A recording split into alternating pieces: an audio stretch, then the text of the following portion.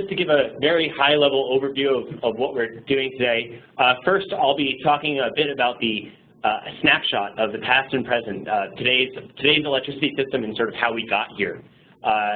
After that, I'll be passing things over to Tommy, who will be talking about where might we be going, one potential look at the future.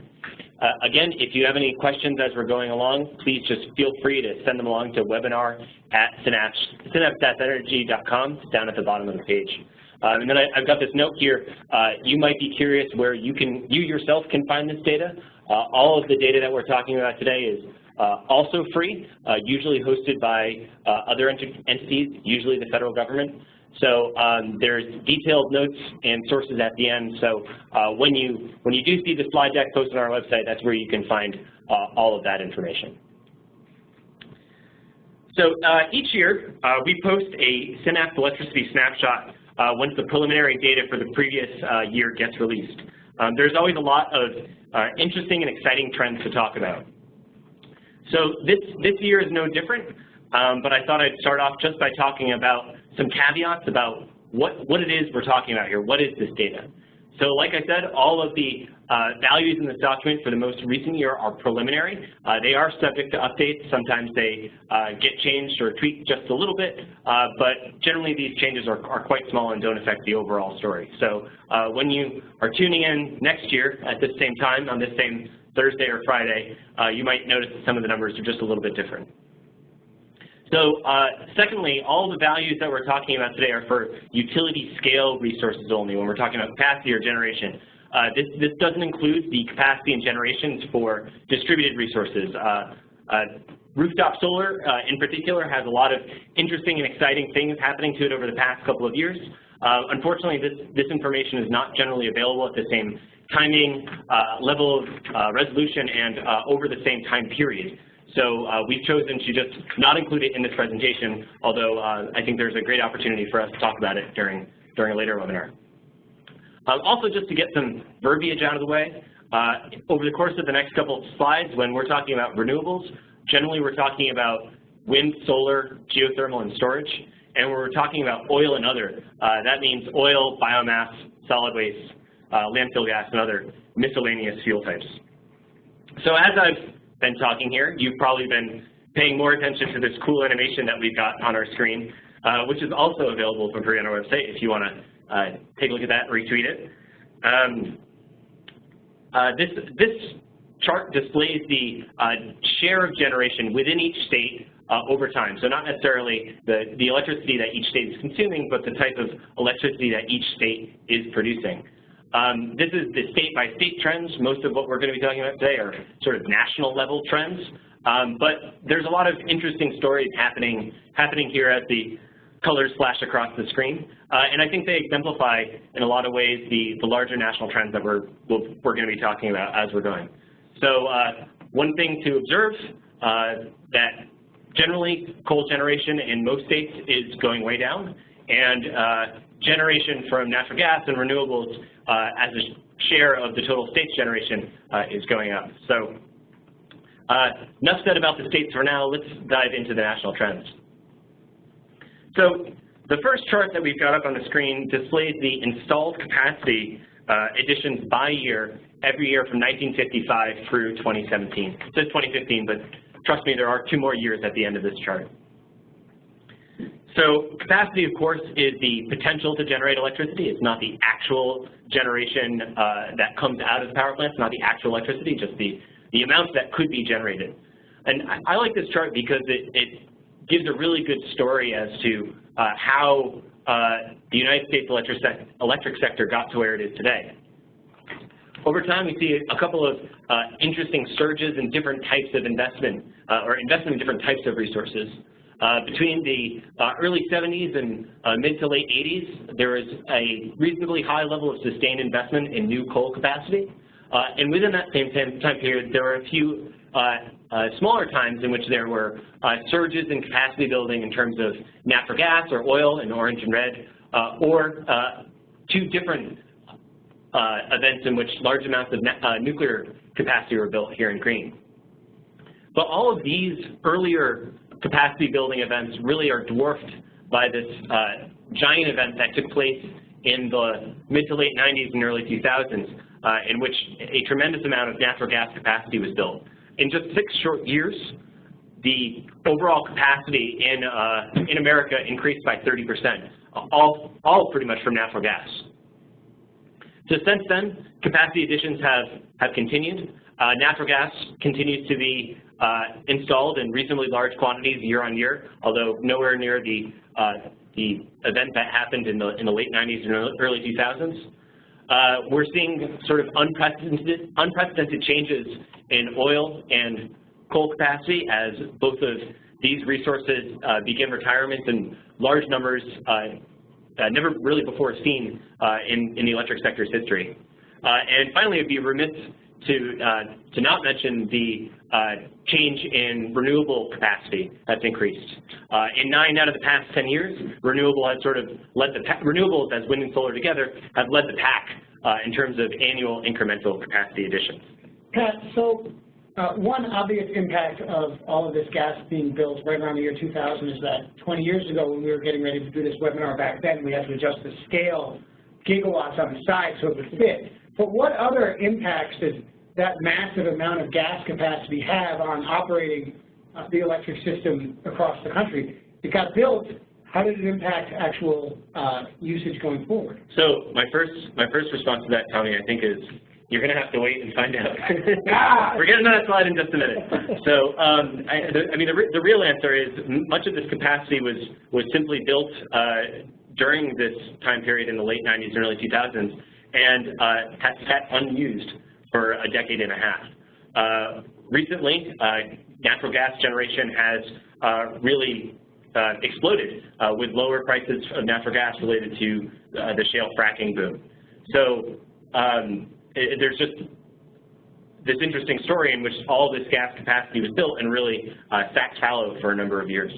So it's been sitting there running at low capacity factors, and from a financial point of view, when you think about this, it demonstrates that this is an industry with a lot of inertia. It only changes very slowly, usually, but every once in a while there's a pretty drastic change. And here it was several hundred billions of dollars of investment in new generating capacity in a very short period of time. So this is an industry that can marshal massive amounts of capital investment and transform itself quickly. So as we think about the future, is that possible? Yeah, it's possible. We did it in the past, but what are the conditions that caused that to happen?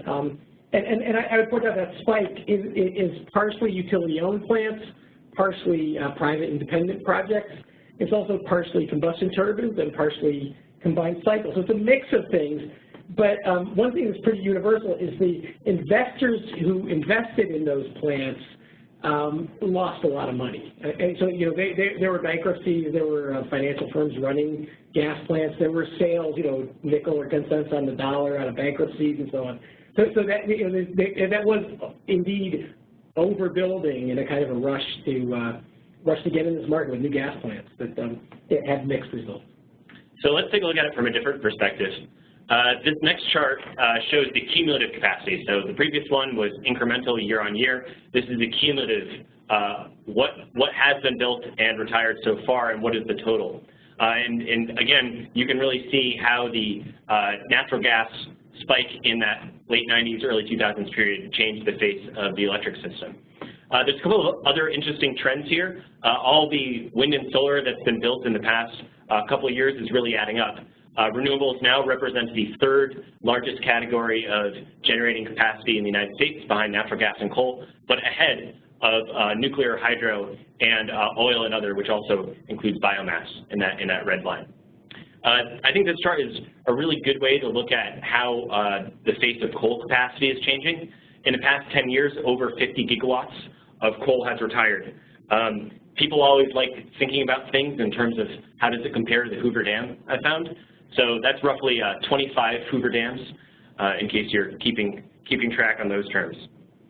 So coal capacity is now at its lowest level since the late 1980s. But according to the EIA, the federal agency that keeps track of these things, there's another 16 gigawatts or even more slated to be retired within just the next 3 years.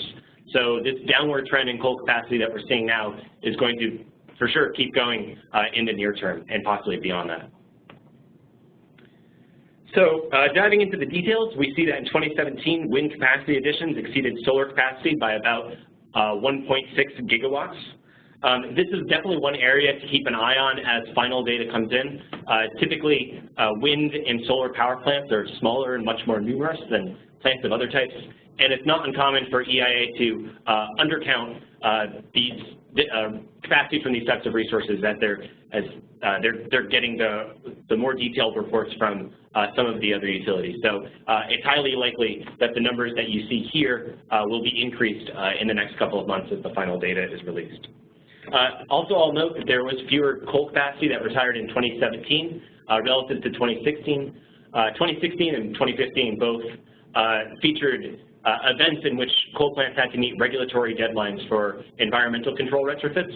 And as a result, there was a lot of sort of overlap between economic coal plant retirements and meeting retrofit deadlines. And in 15 and 16, we just saw a historic level of coal retirements, whereas I think what we see in 2017 and looking forward to this year in 19 and 20 are probably more going to be the new norm in terms of the economic the resulting coal capacity that's being retired for purely economic reasons rather than meeting regulatory deadlines.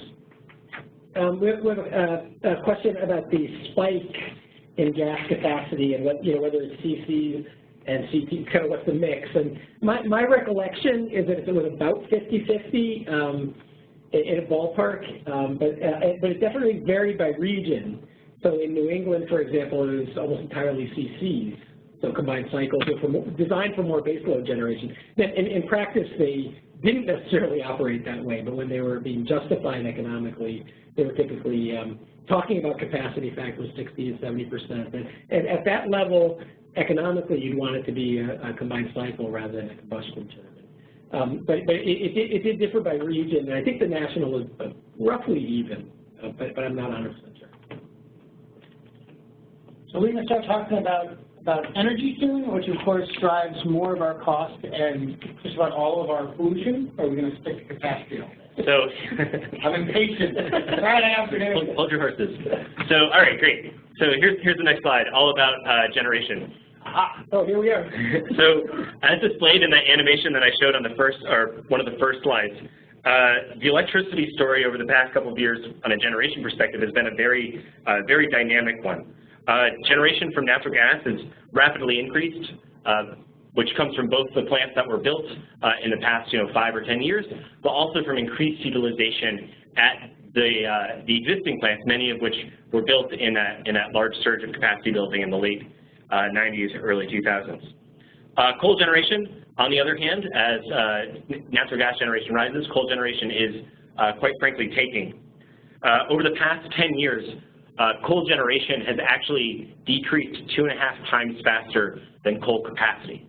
So while there are coal units that are running less and running so much less so that they're retiring and coming offline entirely, many of the other plants that are still around and operating are operating at much lower levels than they were in previous years. And while renewable capacity has been trending upward, as we saw in the last couple of slides, generation from wind and solar still represents an overall small piece of the puzzle on a national basis. Depending on what state you're in, whether you're in Iowa or California or Hawaii, the story is much different. But renewables, wind and solar together, do represent more generation in 2017 than hydro did. So that's an interesting line that we've crossed there.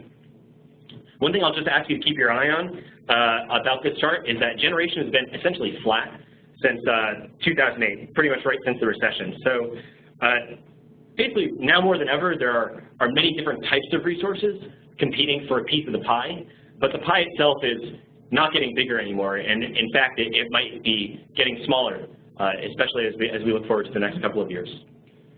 Pat, I've been thinking about the coal numbers in particular, right? So at first blush, one might have expected that the coal units to retire would be the ones that were dispatched the least frequently, and so capacity would fall faster than generation, because these sort of rinky-dink small units that were only being used once in a while were retiring, but they weren't contributing much to energy. In fact, this chart shows something different, and you mentioned that a driver of that is the coal plants that remain, their capacity factors have fallen, from something like in the 60s to 80s to something like in the 40s to 60s, or some of them even in the 30s. What does that mean for coal plant operation and grid operation when these plants that used to be operate at more of a constant output are no longer doing so, are no longer part of this so-called base load? Yeah, I mean, I think it's an interesting question, and it's a question that different grid operators are handling differently. Again, just to use New England as an example, essentially all of our coal plants have retired or will retire in just a couple of years, but for the most part, they rarely run in baseload capacity at this point. They are much more of the peaking variety. So I think as this shift happens, there's a lot for the grid operators and the coal plant owners to consider. These were plants that were built 50 or 60 years ago and were never designed to operate as peaking plants. So there's an interesting question of how they might plan to continue to be economic in the future, if at all. So you highlighted an important question there about how individual plants are behaving. And to help answer that, I want to switch over to one of our other tools out of PowerPoint and into our Google Earth mapping tool. If you haven't downloaded this yet, again, I'd encourage you to take a look at our website. It's free for download. There will be a link in just a couple of slides. So I think this tool is particularly helpful since it allows you to zoom in to specific plants and get a feel for how trends are happening all over the country in a way that bar charts or area charts just simply can't do. So I'm going to use this chart, this tool for just a couple of minutes and explain in greater detail what's happening with a couple of the trends that we were just talking about. So first, you'll notice that this is a map of America, and it's covered in different colored circles. Each one of these circles represents a different power plant.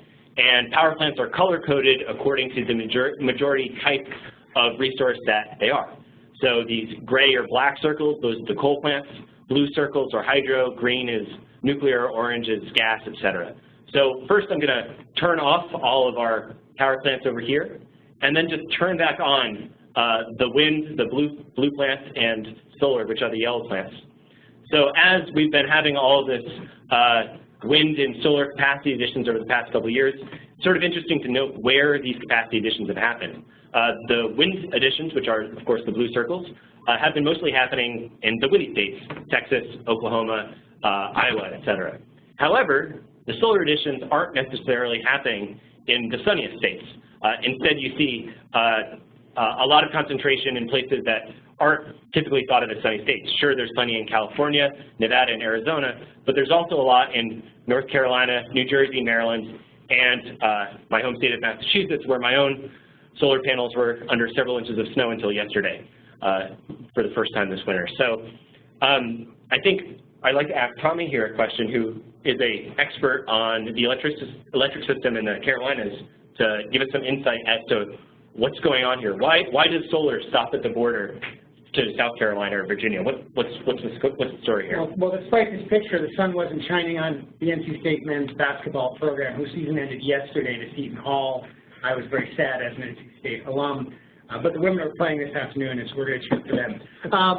The thing that's interesting about North Carolina is the clouds never hover over, right? So they just stop at the Virginia border and the South Carolina border. North Carolina is really, really sunny, and most people don't know that, right? And it's always raining in South Carolina and Virginia. That's obviously not true, right? There's nothing from a generation standpoint that makes North Carolina fundamentally different from Virginia or South Carolina.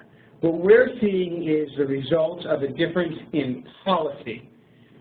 Two things happened in North Carolina that didn't happen in the states surrounding them. And I don't just mean Virginia and Tennessee and South Carolina. I mean 40 of the states that don't have all these yellow dots on them. One is that North Carolina happened to have fairly generous tax credits for building solar facilities, and not just rooftop, but also ground-mounted facilities.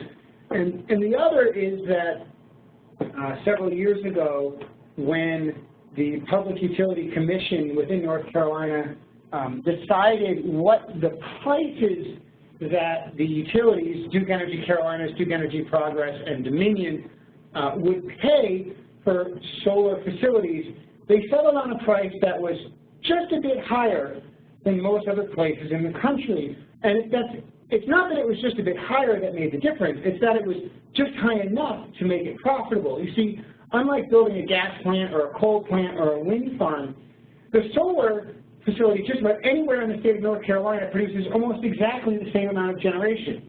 Right? So if it's good in one place, it's equally good just about everywhere else. And it turned out that land was relatively cheap in North Carolina, in part because, well, people are smoking less. And so there were fallow fields that used to be tobacco farms, and developers were putting down 4.999 megawatt systems all over the state because the limit for the amount of solar that you could get a fixed contract on was 5 megawatts. And I think that if you were to take your capacity chart we saw earlier and we just had North Carolina, you would see this sort of this big bump up like we saw in natural gas, and then it would be flat again like we saw for the most part in gas, because since then the Commission in their infinite wisdom has decided to reduce the payments and make the contracts less appetizing for solar developers, and they are expected to, if they haven't already, abandon development of very much new solar in North Carolina, and I expect they'll actually head a little bit toward Georgia, where Georgia Power is increasing their payments and making it more economic. But this is clearly a case of public policy, both from the legislature and the taxes and the Commission with respect to the avoided cost rates, creating a financial reality where it was at least just barely profitable, and because solar is so easily scaled, if you're just a little bit profitable, you get a whole bunch, and if you're just a little bit unprofitable, you get almost none. There's very little in between. So that's one of the stories that we're seeing here that helps explain well, at least part of the boom in the yellow line that we saw earlier. So I want to turn all the power plants back on and walk up here to the mid-Atlantic states, specifically West Virginia and Virginia, where I think that there's an interesting a really good real-life example of the trends in gas and coal that we've been talking about. So first, consider Mount Storm here, a coal power plant that's about 1,700 megawatts in northeastern West Virginia. Since 2015, capacity factors at this power plant have nosedived from near 70% to about 50%. So in case you can't read the screen, it says 67% and 48%, I believe, here in 2017. Now what's interesting is just 60 miles east in Virginia is this gas plant called Warren County, which is almost the exact same size. It's 1,500 megawatts instead of 1,700 megawatts. But here we see the capacity factor, going in the exact opposite direction, from 48% to 69%. And I swear to you, I didn't make up these numbers. These are the actual numbers, believe it or not, for these two plants that are so close to one another. Now, these are just two power plants. The trends at specific plants and in specific states is really different all over the country. So I encourage you to take a look at our tool. It's a great way to dive into particular plants that you're interested in and find out more about their recent electricity story and how it stacks up to their neighbors and to other power plants like them around the country. So now I'll switch back to our slideshow, if I can figure it out. That worked out well. So I think this next slide here really helps to explain how natural gas and coal generation have swapped in their role in the electric sector. So this here is a scatter plot. It's showing price in terms of the Henry Hub natural gas price on the x-axis. And on the y-axis is a ratio of the amount of natural gas being generated to the amount of coal being generated. So if you're a positive number in positive territory, that means there is more natural gas being generated nationwide. If it's a negative number, it means that there is more coal being generated in that time period. So each one of these circles here represents a single month. I've color-coded them by year, so the red circles are 2017. And what we see when we fit a line through this scatter plot of all of these months over the past 4 years is that there's a break-even point, essentially around $3 per MMBTU of gas. So essentially what this is saying is that as long as gas is cheaper than $3 per MMBTU, there will be more electricity generated from gas than coal on a nationwide basis. Now, of course, over time, this is going to change a bit as more coal plants retire, as utilities are planning, and as more natural gas plants come online, as utilities are planning. But I think it's an interesting look at one of the, if not the key driver in describing the shift between natural gas and coal generation over the past 4 to 5 years. So here's a slide about sales, just moving forward. A couple slides ago, I asked you to remember about how electricity generation has essentially flattened since 2008. The driver of electricity generation in America is electricity sales. So what we're seeing in this chart is essentially a steady increase in electricity sales from 1990 to about the recession. And since the recession, sales have remained essentially constant. In fact, they've been slightly negative at 0.2%. So there's a lot of reasons why this has happened, and it's always a tough question to say what exactly is the specific cause or the specific drivers. How much did any one driver contribute to this change? But I think there's a couple of drivers to highlight. Number one, many states continue to invest in cost-effective energy efficiency programs. States like Massachusetts, California, and Arizona are leaders in the country in terms of helping consumers save energy and save money by installing these cost-effective measures. And certain measures from those programs, like LEDs, have really left the minor leagues and they're onto the major leagues. You know, they're available everywhere in the country at a very cost-effective price, even without subsidies from ratepayers or from other sources. So that's one main reason. Another reason that is perhaps less important on a national scale, but certainly very important when you start thinking state to state, is the increase in distributed generation, specifically from behind-the-meter solar. Now, this isn't happening everywhere. In fact, it's happening a lot in the couple of solar states that we just were talking about. The utility scale policies are often a good indicator of the behind-the-meter policies for solar. And there are a few states where this is really important. So states like California, Hawaii, Massachusetts, New Jersey, these are all states where behind-the-meter solar generation now represents anywhere from 2 to 10% of statewide electricity sales. So a pretty big driver in some places, to be sure. One question, do you happen to know what the other category is that goes away here? Yeah, so basically this is a factor of EIA changing how it categorizes things. So my understanding is that prior to about 2003 or 2004, this other category included transportation, which has now been allocated to commercial and industrial. And when we say transportation in this context, we're typically thinking about major subway or rail systems, so Amtrak or the New York City subway, or here in Boston, the MBTA, things like that. I believe it also contains a couple of other miscellaneous categories that have since been reallocated to the other three sectors. Pat, you talked about two reasons why sales might be flat. One is energy efficiency, and the other is rooftop PV. But surely, you know, we're going to run out of light bulbs to turn into LEDs.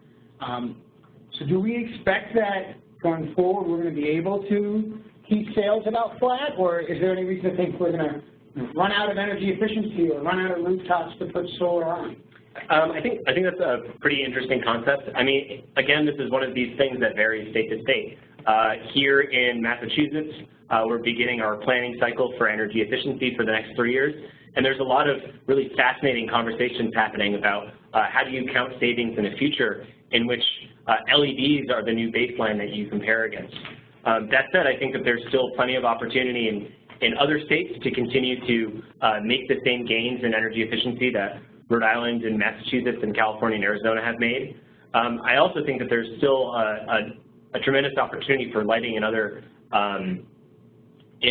sectors. Just as programmatic energy efficiency has helped to transform the lighting sector, first by CFLs and then by LEDs in the residential sector. There's still plenty of other lights that need swapping out.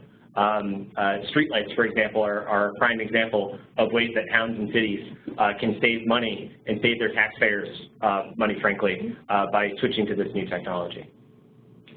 And going forward, there was a comment about electrification. I think going forward, one of the big kind of potential upward forces on this sales of electricity in the U.S. is electrifying previous things that are currently fossil fuel use, like home heating, and then there's transportation, obviously. Yeah, and we'll actually have a slide on that in just a couple of minutes. So great timing. So right before I pass things over to Tommy, who's going to talk about where we might be going in the future, I want to leave us with this slide about CO2 emissions. So this is all about electric sector as opposed to CO2 emissions or greenhouse gas emissions from other sectors like transportation, residences, et cetera. But U.S. electric sector CO2 emissions are now at their lowest levels since the late 1980s. So in fact, they are now below 1990 emissions, which has been an important benchmark for setting nationwide and international goals over the past couple of years.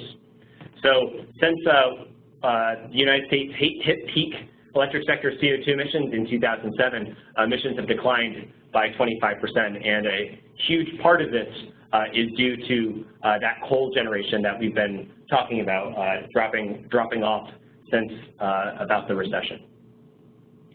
So I guess I have one more slide here that I think helps tie everything together. We've been talking a lot about sales and generation and most recently CO2 emissions, but a lot of you might be wondering, well, what does this mean for the economy? I think this is one of the more interesting stories. For years, economists have looked at electricity sales and generation and CO2 emissions as well as being good proxies for how economies are doing or how healthy they are or where they're trending. And what we see in this chart here is the percent change in GDP, national GDP, sales, generation, and CO2 emissions relative to 1990. Of course, as we've been saying, sales and generation had increased and have been flat since the mid-2000s. CO2 emissions are now negative and trending negative, whereas GDP is actually going in the complete opposite direction. So far from these shifts in the electric sector hurting the economy, they are increasingly non-correlated. I hate to say, draw causation from correlations and all that, but I think it's safe to say that the days of looking at sales and generation and CO2 emissions as key indicators of GDP are probably far in the past. So next I'll turn things over to Tommy, who's going to be talking about one potential vision of the future. So where are we going? Thank you, Pat, for giving us some sense of where we've been, and that gives us a little bit of idea of where we're going. Of course, we're in tumultuous times, and so we don't know for sure. But let's think about it a little bit. First, with the perspective of AEO, the Annual Energy Outlook put out by the Energy Information Administration, and it's really important to understand that the reference case and all of the other cases are not forecasts. They are projections. And the distinction, or at least one important distinction, is that AEO presumes that all of the rules and regulations that exist today are unchanged indefinitely. That's unlike I will make the prediction that that's not true, that we will change at least one rule or regulation between now and 2048. I think we'll probably change more than one. And the AEO isn't allowed to, as part of its work, project what those changes might be. And so they're sort of answering the question, what if we don't change any policy at all, if we're blind to the way our understanding of the world changes, what would happen? And even then, it's not always clear that they've got it exactly right, but understand this is not a forecast. This is a projection. And also, we at Synapse don't necessarily think that their forecast or projection is where we would put it. But AEO is well respected, and it's a nice place to start for having these conversations. And so let's start by looking at economy-wide emissions. This is not just the electric sector. This is the entire nation's emissions. And we see that, that downward trend more recently from our 2007 peak. And if you sort of draw a line in your head from 2007 to 2017 and keep going downward, it's not quite as steep as this green trajectory, but it's reasonably steep. The AEO projections are essentially that our emissions will be flat for the next 30 years. And that's based on their assumptions about how fuel prices will change and how load will change, and that the rules won't change. We compare that to the 80% below 2005 emissions in 2050. This is, you know, more climate scientists agree on this than dentists agree on the toothpaste as a percentage. And this even shows a slight kink at 2025, where at 2025 we would need to steepen our decline to get to this 80% below 2005 levels. It's pretty clear that the current projection doesn't put us there, and even our current trend from 2007 or so to now doesn't get us there. And so we as a society have to figure out where we want to be and adjust the rules accordingly to get there, or we can do nothing and just wing it. That's up to us. It's democracy, right? Before you move on down, can you comment on that CPP there? We've got two AEO 2018 cases. One is reference and one is CPP. I think that means Clean Power Plan. It does mean it. I thought the Clean Power Plan was supposed to reduce carbon emissions. Well, it did. Good point. So it turns out that the combination of gas and renewables displacing coal, sort of independent of the Clean Power Plan, has been so powerful that even a few years ago, these targets that were set for the Clean Power Plan under the Obama administration, in a sense, were sort of stumbling into them anyway. Now, some would say that's because the targets weren't aggressive enough. Others would say that's because the free market is solving all of our problems. I would probably say neither of those things. Nevertheless, that is the distinction. If we do create new federal policy, Clean Power Plan 2.0 or something else, it seems clear that there's plenty of room to be more aggressive than the Clean Power Plan was. So let's focus on the electric sector specifically. We can see a lot more action, more things are happening, and this is going to talk about the trends we've been talking about all day. So we see the black line is coal historical, and it falls off a cliff right around 2007, and it's at something like 60% of the emissions of just a decade earlier. And that's a pretty dramatic decline. If you saw that chart and say, oh, well, you know, it's a good bet that it's going to keep falling for a while, but AEO says not so fast, my friend. AEO is a pretty forward-going future of coal, of status quo, not the change being status quo, but the current output being status quo. So they show a little bit of decline in the early years, but then a little bit of a bounce back. And roughly speaking, AEO reference case for coal in 2050 is not much different in terms of emissions or in terms of terawatt hours as we're seeing today. Gas is a slightly different story. Gas has been ramping dramatically upward, and its generation is surpassed coal quite recently. And the AEO sees gas continuing to climb, although not as aggressively in the upcoming 30 years as it has in the past 15. And we've got the dotted lines, which represent last year's projections, and that can help sort of see how they've changed over time, but they're not dramatically different. Coal is a chunk different, and not in slope, but certainly in energy generation, and it remains to be seen next year if AEO will think coal will be flat again, just under 1,000 terawatt hours next year. We'll see. So that's fossils. let's talk renewables. You might say AEO has a very sunny projection on renewables, and you'd be right for reasons you didn't even know yet. It turns out that that yellow chart of renewable future, you see a shot up to 2020, and then it kind of levels out again. Then it keeps going to 2050. That's renewable, right? So we said that was wind and solar. But it turns out that that yellow chart is almost entirely solar. That yellow chart includes, I think, 100 megawatts of new wind. Right? So in all of America, between 2022 rather, and 2050, we'll have about 40 turbines built. So if you're in the business of building turbines or manufacturing turbines, maybe you disagree with AEO, or maybe you should find a new line of work. We're a little dubious. We're skeptical that only 100 megawatts of wind will be built then. This is their view on solar. If wind is built in addition to that, well, we know it's going to pull away from energy production from coal and gas.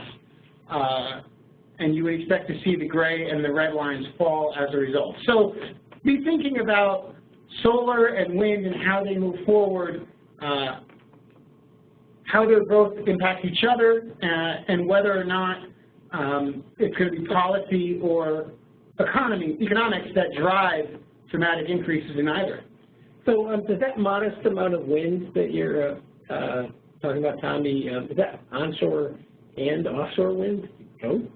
That's onshore. Yeah, so that's another interesting piece here. Despite states like Massachusetts and New Jersey and New York and Rhode Island and Connecticut and many other states all setting either aggressive wind procurement goals, or in many cases those are more concrete plans or even RFPs at this point for offshore wind. That is not included here. AEO, when it puts together its forecast, generally only looks at some state policies. So for example, the amount of renewables that are getting built here are reflective of current state RPS policies. But they might not be thinking about other state RPS policies or state renewable policies rather, that are equally important. So here in Massachusetts we have an RPS.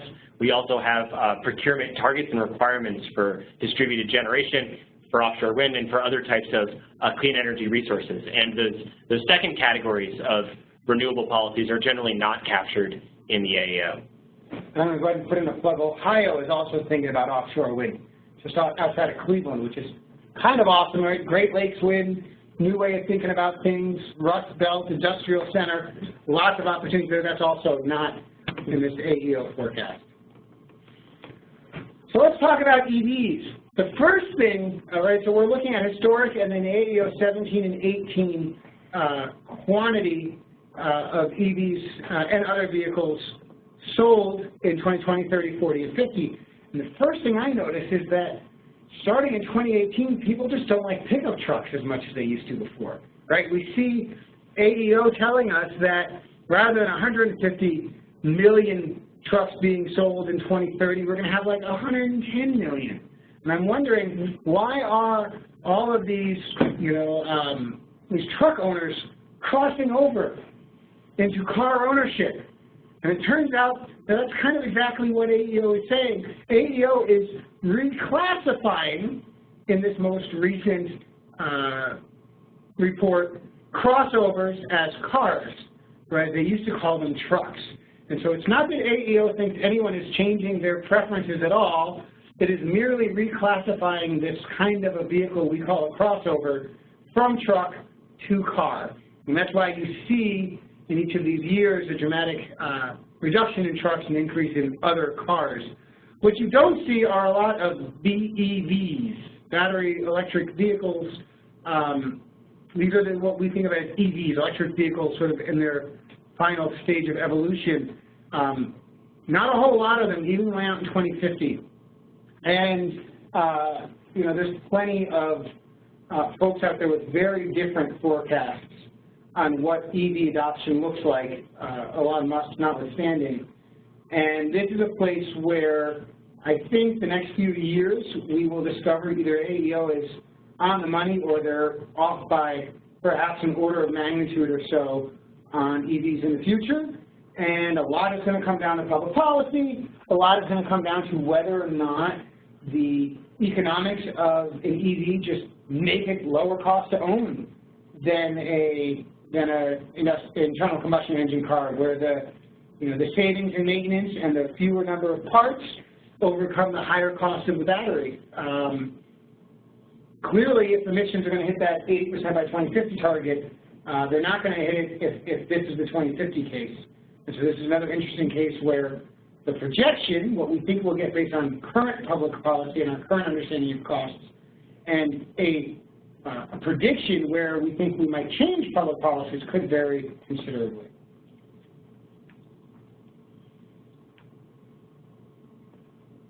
So I'm hearing no questions at the moment from folks. So I think we should call it a webinar. You can still email questions and comments. Over time we'll keep the email address open.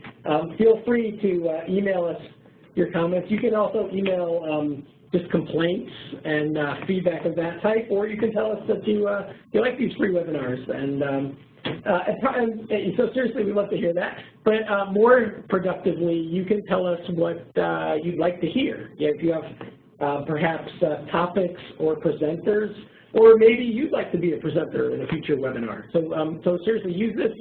Email us and tell us all of those things. It will be helpful to us in making these interesting to people. The next one will be April 19th, and I think it will build on actually that last slide around the EVs and what we might do to drive, in America, to drive that EV number faster and faster than AEO has it currently.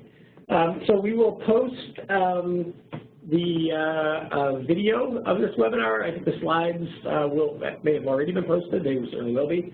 And we'll email you a link when that happens. So anyway, thanks for participating, and hope to do this again in the future.